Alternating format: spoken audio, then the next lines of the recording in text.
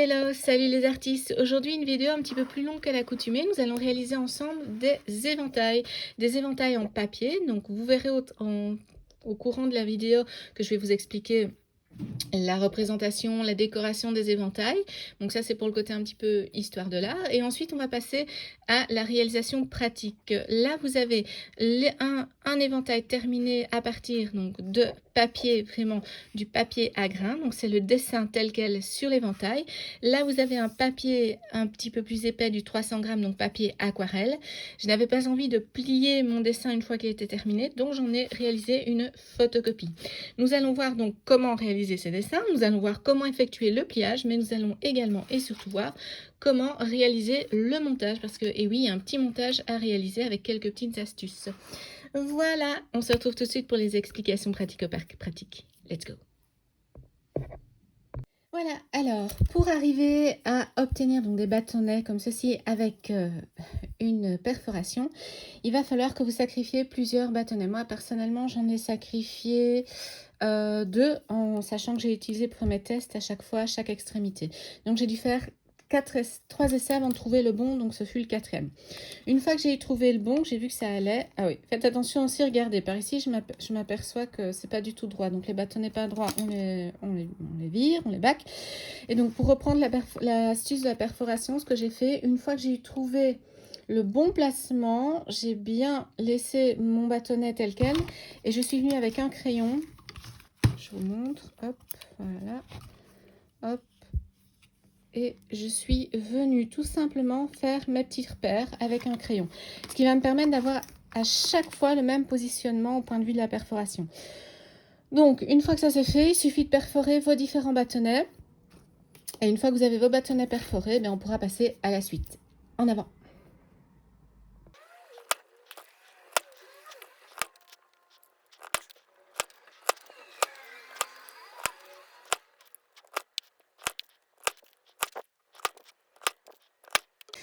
Voilà, alors une fois que vous avez vos différents éléments, il va falloir donc dans un premier temps, hop, prendre vos bâtons, hop, voilà, vous allez les mettre les uns à côté des autres de manière à ce que la perforation corresponde.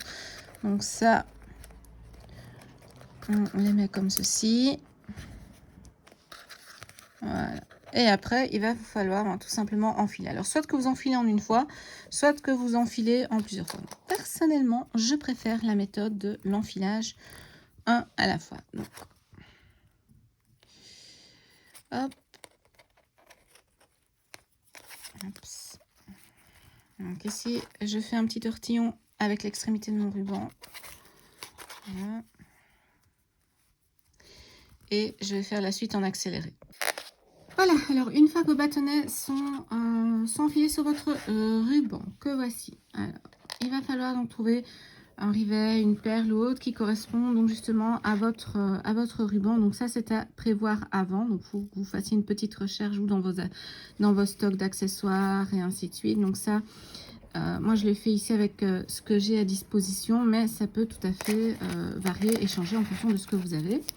Et donc, une fois que j'ai ma perle ici, en l'occurrence qui va venir bloquer mes petits bâtons, je vais réenfiler le ruban dans chaque bâtonnet. Donc ça, je vais le faire en accéléré, ce sera plus simple.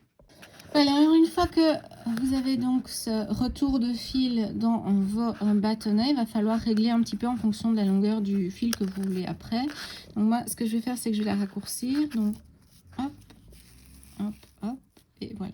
Donc vous voyez que vous avez la perle ici, avec l'aller-retour du fil dans les bâtonnets, et ça va vous permettre en réalité de venir bloquer tout simplement vos bâtonnets avec ce qu'on va rajouter ici, pour ne pas que vous ayez des trucs qui ne sont pas cohérents, parce que l'éventail, il faut quand même que les bâtonnets soient proches, soient collés, si je puis dire, les uns aux autres pour que ça fonctionne.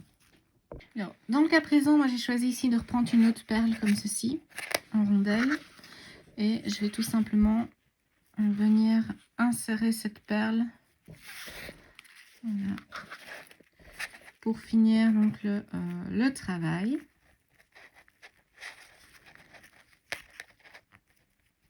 Voilà. Et voilà. Et ce que je vais faire ici, et c'est là que ça va être important pour venir faire en sorte que votre éventail, pour que les montants de l'éventail fonctionnent. Donc, vous voyez, je viens tirer sur mon fil. Donc, je fais en sorte de placer la petite perle là quand même correctement. Donc, cette perle, pour qu'elle ne bouge pas, après, je vais venir la coller. Donc, voilà. Et je viens donc faire un nœud. Et je serre au maximum. Donc, le nœud, il va pouvoir rentrer, venir ici, vous voyez, dans la perle pour se dissimuler. Voilà. Hop, hop. Je vais en faire non pas un deuxième, mais ce que je vais faire par contre, c'est que je vais venir peut-être repasser une perle. Je sais pas, j'essaie.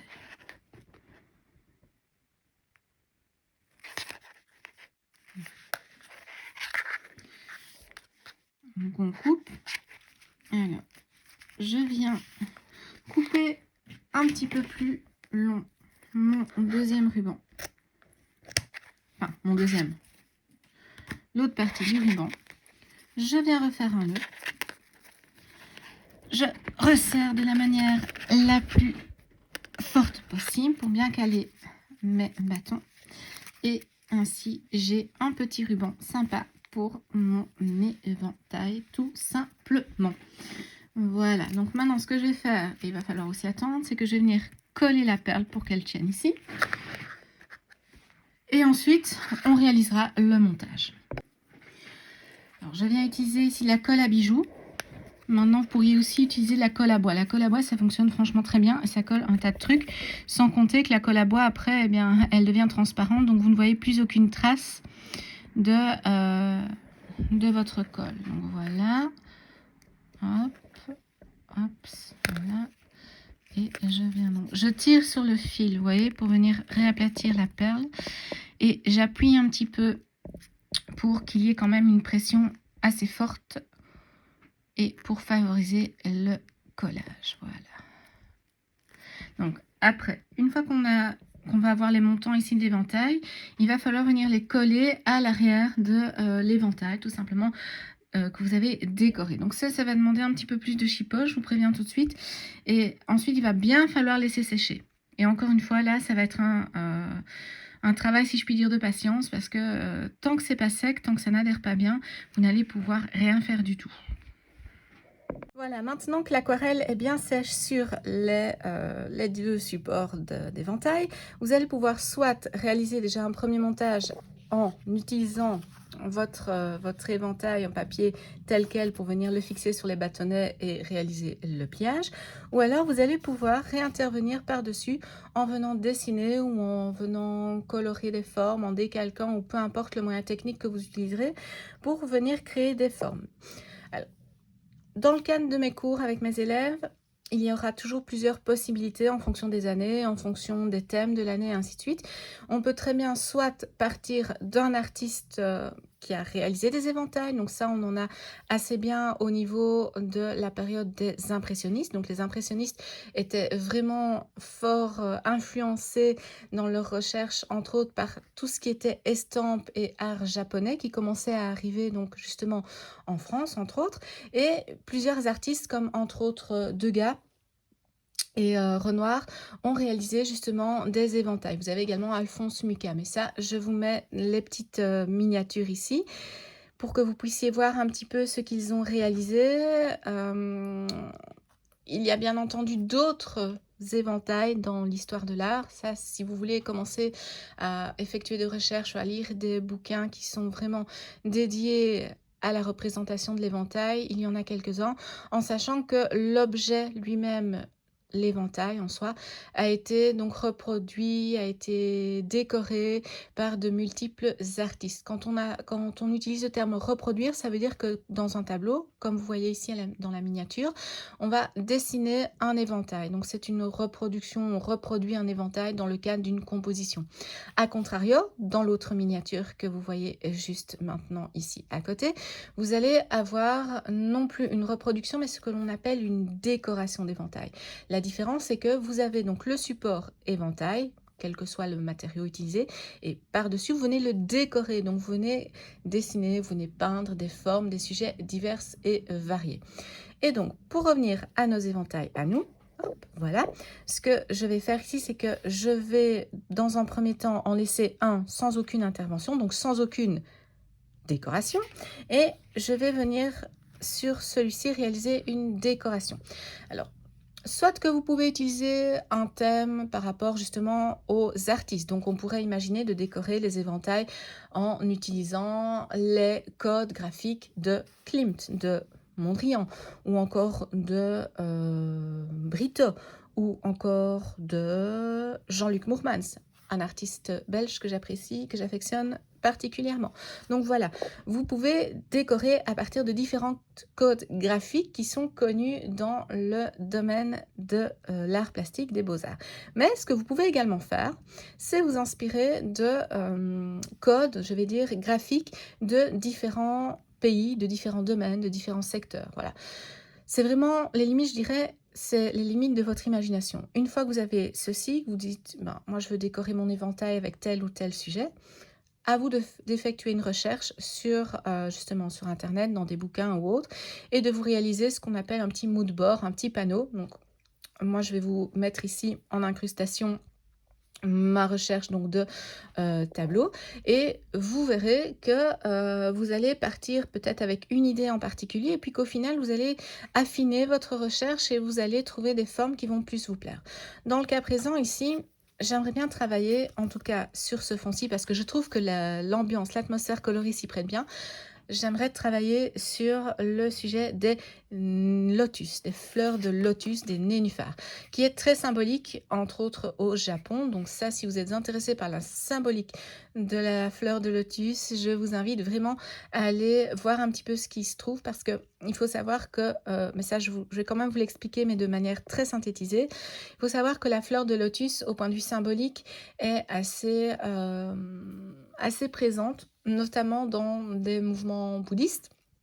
Vous allez voir que la fleur de lotus, la graine de lotus en réalité, elle peut vraiment pousser dans les milieux les plus compliqués, ou même les plus sales, on dirait, comme on va dire ça ainsi. Et cette graine de lotus, qui est peut-être dans un milieu qui n'est pas propice justement à l'évolution, à l'expansion, va émerger tout doucement et va sortir de la vase pour émerger à la surface de l'eau en bouton, et puis elle va éclore tout doucement et elle va s'épanouir, et vous allez obtenir cette belle fleur de lotus, ou aussi de nénuphar, même si lotus nénuphar c'est pas à 100% la même chose, mais bon, soit. Et donc ça, c'est pour la partie symbolique. Donc là je vous l'ai fait vraiment en très raccourci. N'hésitez pas à aller vous renseigner plus loin dans la symbolique, parce que c'est quand même assez intéressant, et quand on dessine quelque chose qui a une symbolique, c'est toujours fort judicieux d'en connaître le symbole. Alors, petite parenthèse justement par rapport au symbole. Un ouvrage qui est vraiment très intéressant. Donc, j'ai dû personnellement l'acheter lorsque j'étais aux études, donc au Régenda, pour ma formation d'enseignante en art plastique. Et c'est donc un livre qui est rempli de définitions concernant tout ce qui est symbole. Donc, vous allez l'utiliser tout simplement comme un dictionnaire. Donc, vous avez l'introduction, les préfaces, ainsi de suite. Vous avez plusieurs explications, et ensuite vous allez avoir par ordre alphabétique toutes sortes de mots, on va dire ça comme ça, qui s'avèrent avoir une définition symbolique. Donc on commence avec le premier mot du dictionnaire, qui est le mot abeille, très intéressant. Et le dernier mot, je vais vous le montrer, il faut juste que j'aille rechercher la bonne page. Alors ce sont des feuilles qui sont très fines, mais voilà, très fragiles donc. Et le dernier mot est zodiac. Entre abeille et zodiac, vous avez une multitude de mots pour lesquels vous allez trouver justement une définition du point de vue symbolique. Alors, pour la petite parenthèse, je me suis amusée à aller chercher justement le mot ici, lotus. Alors, ce qu'on vous dit du lotus.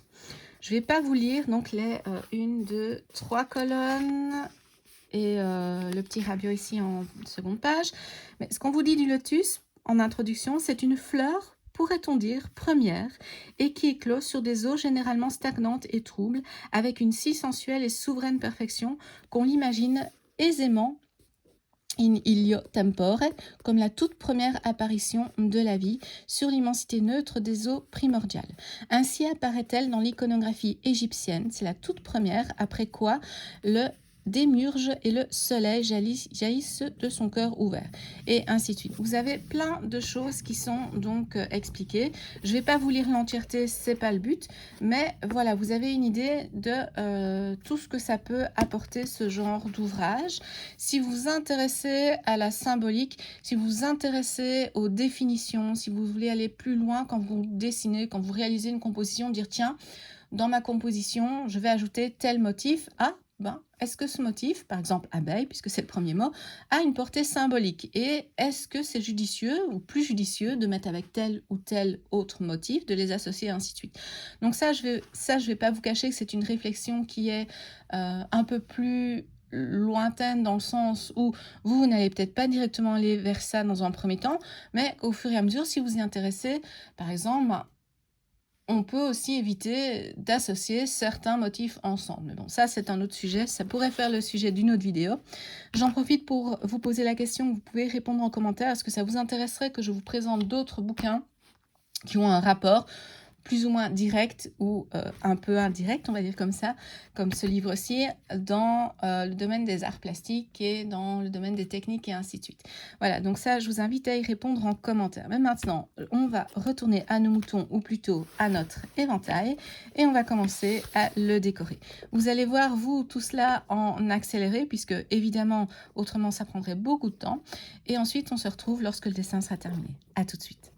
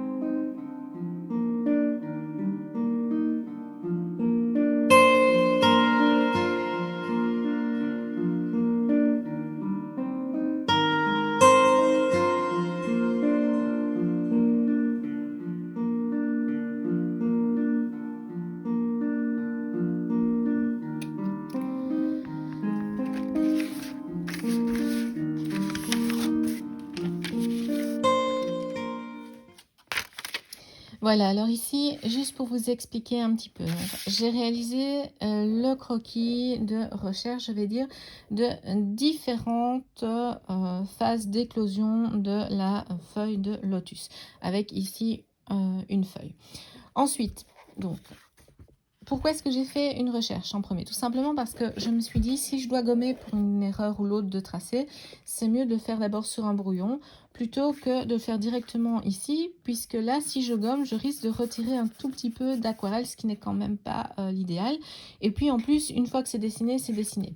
Tandis qu'en prenant la solution de réaliser le dessin de base et ensuite de venir utiliser une feuille de papier calque sur laquelle donc, je ne fais que décalquer mon dessin, ça reste mon dessin au départ. Donc je viens décalquer ici. Vous avez, comme vous pourrez aller voir donc la vidéo qui est déjà parue concernant les méthodes de reproduction de transfert d'image dans la chaîne via le lien que je vous insère ici en barre de description. Mais bon, soit. Tout ça pour vous expliquer que avec mon papier calque, je viens donc poser mon papier calque sur mon croquis et je viens repasser. Ici, dans le cas présent, j'ai pris un critérium avec une mine B, c'est-à-dire une mine plus grasse. Pourquoi? Parce que le but pour moi, c'est d'essayer de gagner un petit peu en temps pour être le plus efficace, pour être la plus efficace possible.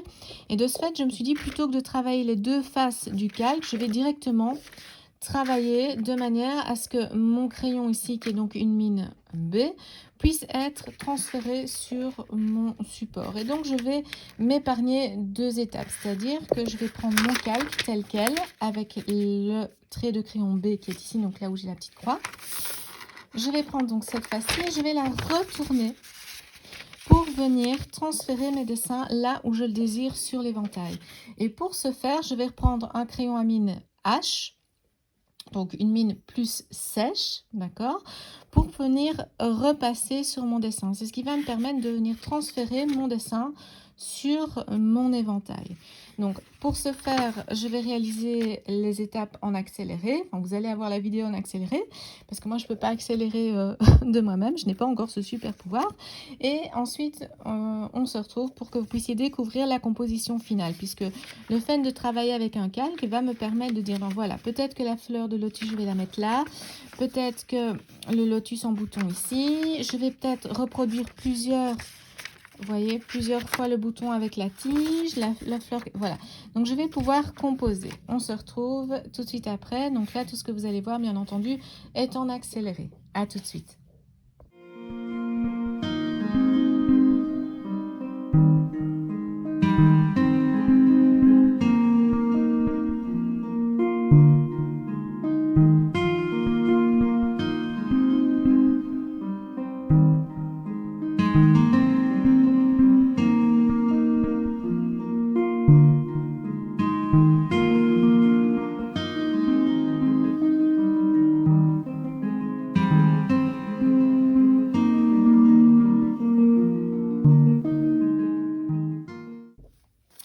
Et voici donc l'ensemble des motifs a été placé sur l'éventail de telle manière à ce qu'il puisse être décoré. Alors vous avez peut-être vu dans la vidéo qu'à un moment j'ai commencé donc avec mon crayon H et ensuite j'ai continué avec un crayon HB. Pourquoi? Je vous explique. Pour la simple et bonne raison que voilà, donc ici il y avait donc le trait qui était repassé avec le fameux critérium ici avec une mine B et donc ensuite j'ai retourné mon calque pour que le B soit sur mon support et j'ai utilisé un crayon H.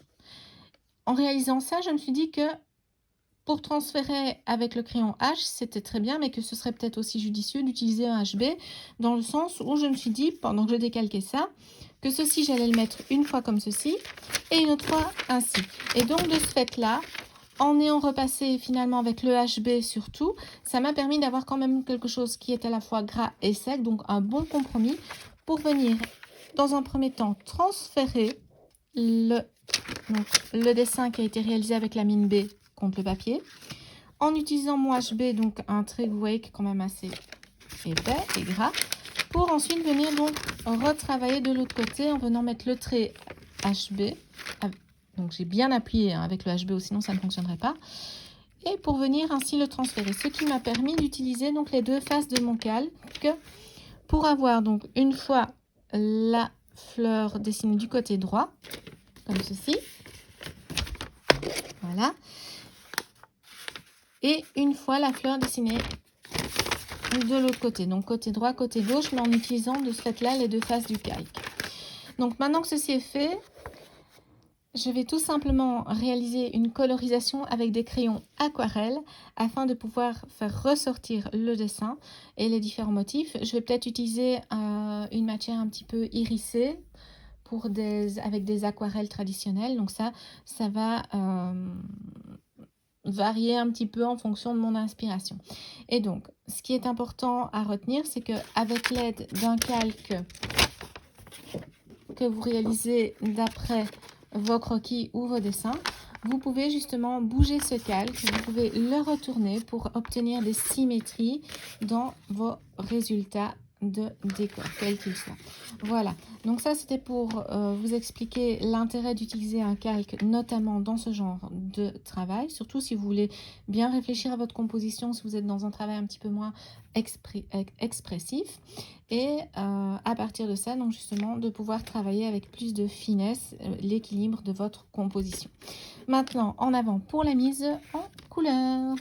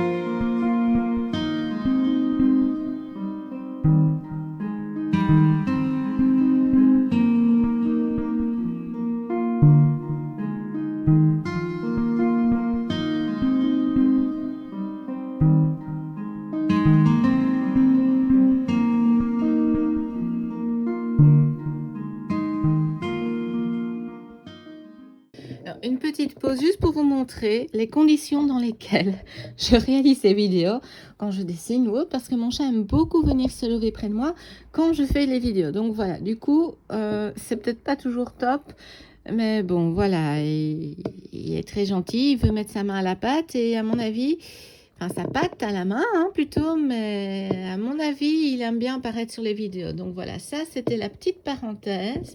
Donc là, vous voyez toute une petite partie, ça c'est sa papate, la queue et le bidou, voilà.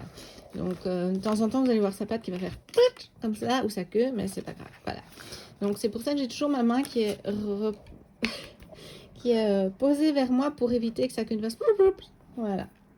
Ah oui, gamin. Ouais. Bon, allez, on y retourne.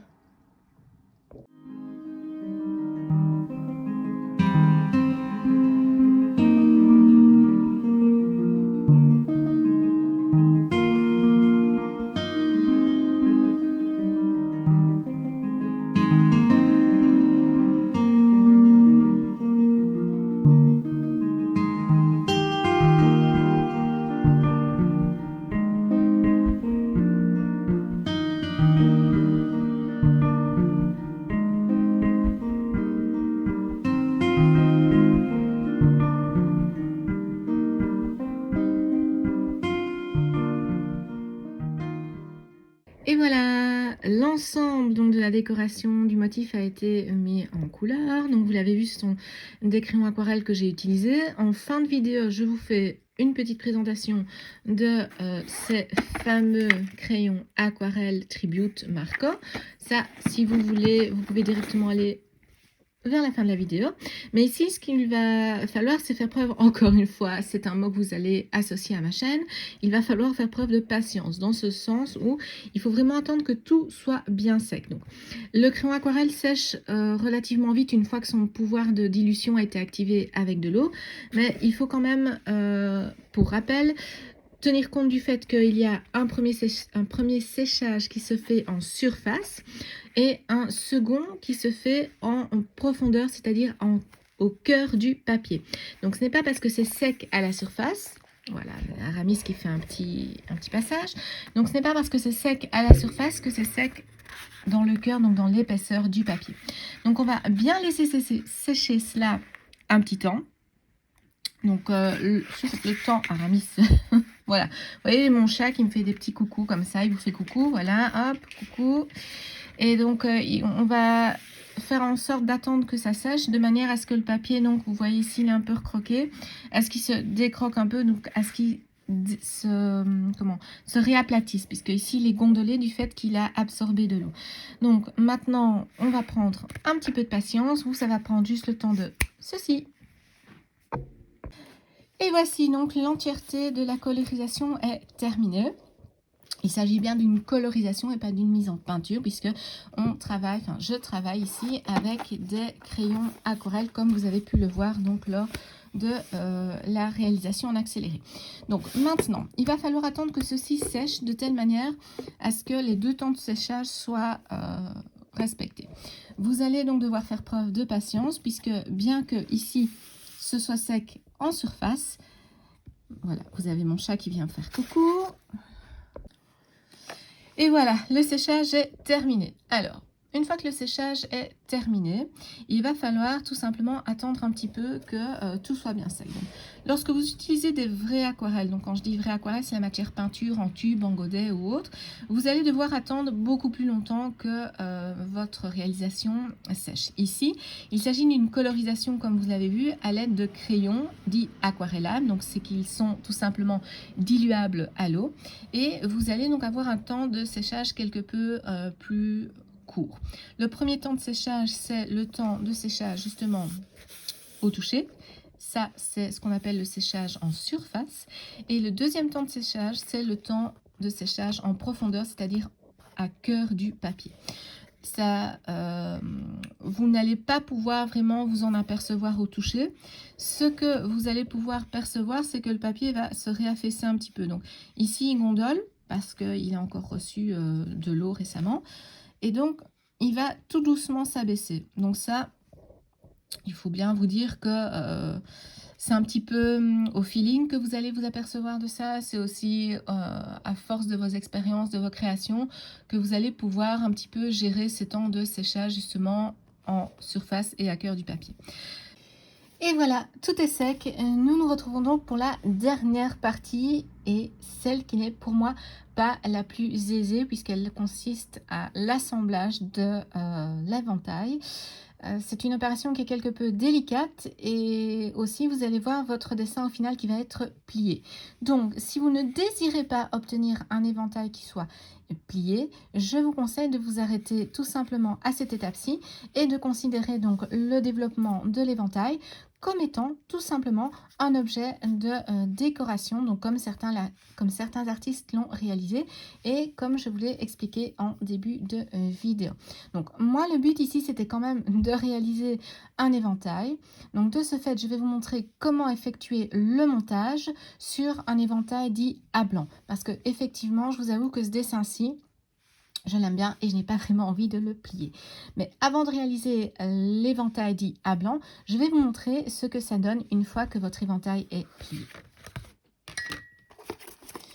Voilà, donc j'ai réalisé ici, ça vous n'avez pas vu à la vidéo, un autre éventail sur le thème de la décoration à partir de motifs de Gustav Klimt. C'est entre autres un thème de travail que je vais aborder avec mes élèves lors de cette nouvelle année scolaire qui s'approche, donc lors de l'année scolaire 2025-2026. On va réaliser un éventail qui sera donc décoré à l'aide de motifs.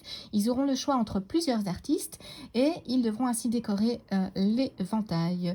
Donc ici, j'ai fait ma petite expérimentation en me basant sur plusieurs œuvres de Klimt. Donc vous retrouvez les grandes spirales de l'arbre de vie avec les champignons parapluies, les petits motifs spirales, les petits triangles, ainsi de suite. Et donc le dessin ici de la dame qui est extrait et donc qui est une interprétation de l'œuvre du portrait d'Adèle Bloch, une œuvre également de Gustav Klimt. Si vous voulez en savoir plus sur Gustav Klimt, n'hésitez pas à me le dire en commentaire et je me ferai un plaisir de vous faire une petite vidéo avec quelques explications. Mais ici c'est déjà une très grosse vidéo donc je n'ai pas vraiment le temps de vous en dire plus. Donc vous voyez que le résultat, au final, voilà, on va avoir un éventail qui va se plier. Alors, c'est du papier. C'est du papier ici qui est du papier aquarelle. Donc, il est épais.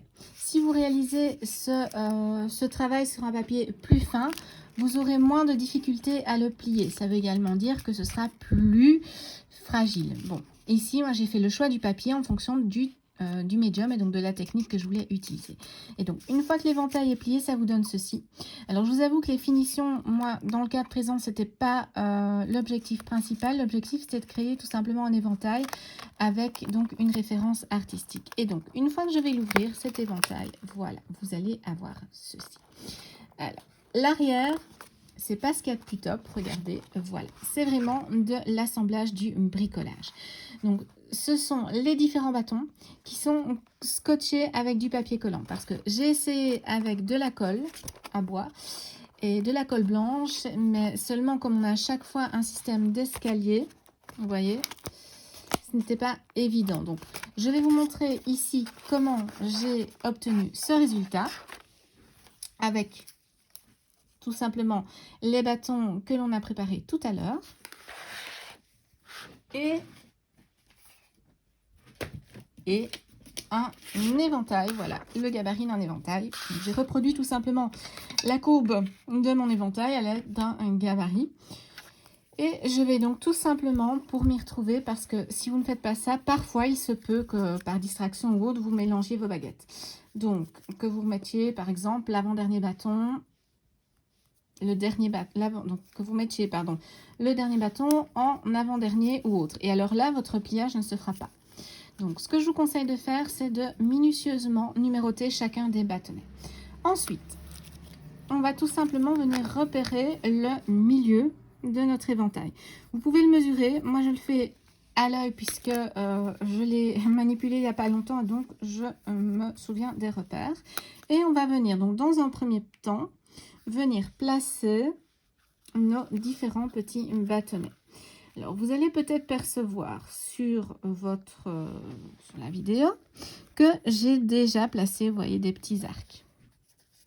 Alors, ces petits arcs vont me permettre de venir positionner correctement. Donc ce que vous faites, donc une fois que vous avez positionné vos différents bâtonnets, vous allez tout simplement après, donc moi je l'ai déjà fait mais je vais vous le remontrer ici, voilà. Donc vous allez venir hop replacer donc vos repères, voilà, voilà, voilà, et ici. Donc vous voyez que ce n'est pas à plat, donc c'est pour ça que cette étape est délicate, parce que comme vos bâtons ont une épaisseur ici, ça devient assez compliqué, je vais dire, de pouvoir faire adhérer en mettant de la colle. Donc ici, comme moi, le but c'est plutôt de réaliser un petit objet de décoration sympa, je ne me casse pas la tête à commencer à coller et autres, mais vous pouvez tout à fait imaginer de coller vos bâtonnets. Donc là, à ce moment-là, ce que je vous conseille, c'est de prendre votre premier bâtonnet, de mettre de la colle sur votre support, de venir mettre votre bâtonnet et de venir patienter, donc de faire adhérer et de patienter, voilà, jusqu'à ce que ce soit sec. Ensuite, vous prenez votre deuxième bâtonnet, vous mettez votre colle sur votre support et vous venez coller, et ainsi de suite. Voilà. Donc moi, ce que je vais faire, comme je vous l'ai dit, c'est plutôt l'objet déco. Je vais tout simplement venir les scotcher pour vous montrer comment ça va fonctionner. Alors, vous me direz, on ne plie pas avant. Alors, sincèrement, je n'ai pas essayé en pliant avant. Moi, je le fais comme ça. Voilà. Hop, je viens poser donc mes bâtonnets. Je viens mettre du scotch, comme ceci. L'avantage quand vous avez un papier plus épais, c'est que votre papier va avoir moins tendance à se plier. Moi, ici, il risque de se plier, vu que c'est un papier qui est quand même plus fin. Vraiment, je l'utilise vraiment pour vous faire la démonstration de comment vous pouvez réaliser votre assemblage.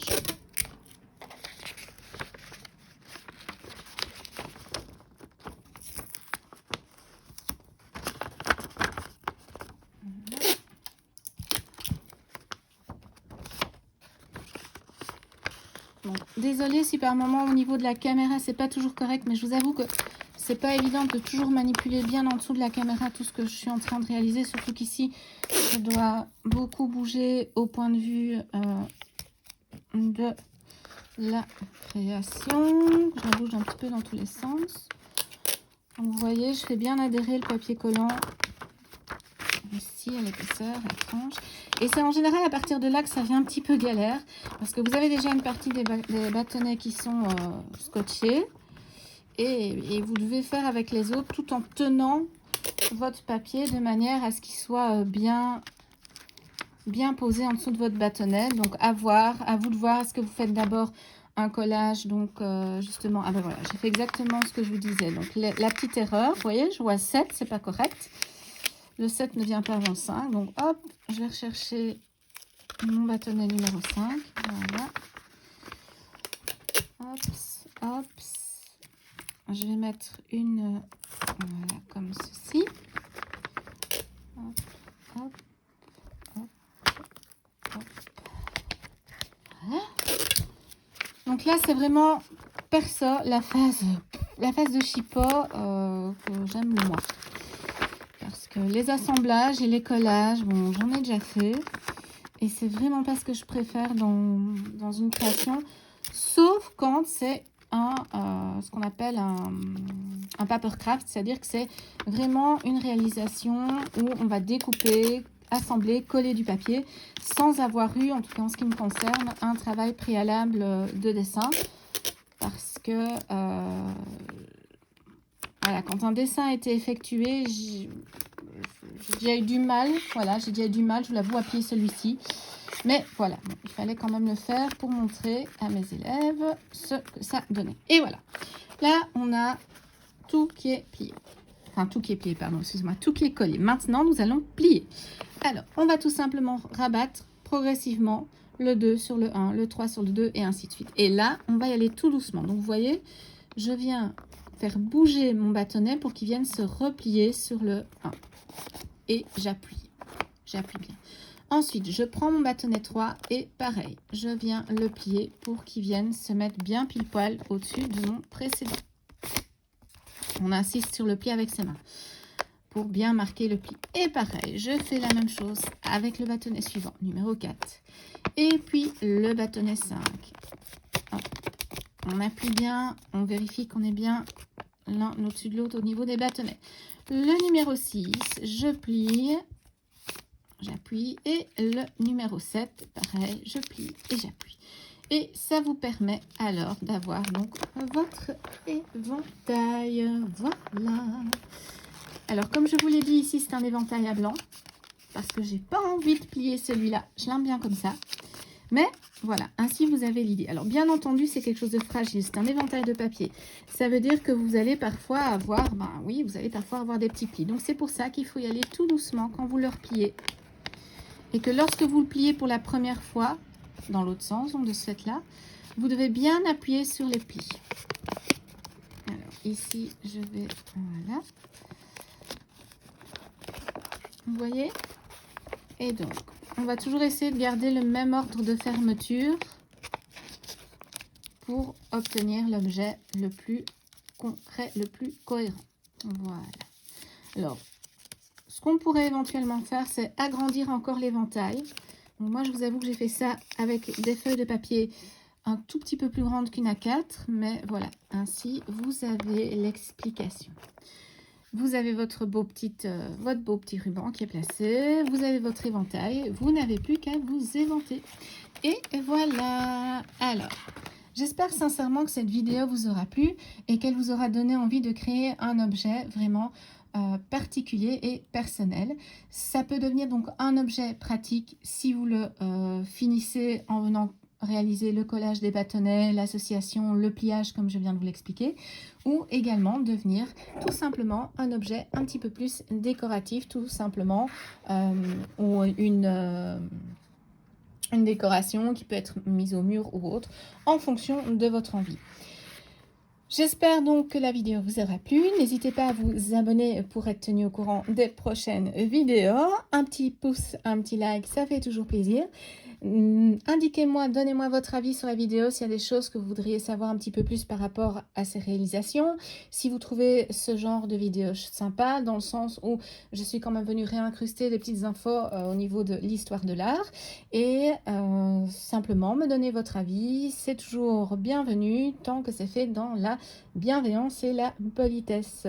Voilà, je vous souhaite une bonne journée, une bonne après-midi, une bonne soirée en fonction du moment où vous regardez cette vidéo. Je vous dis à la prochaine et bye bye!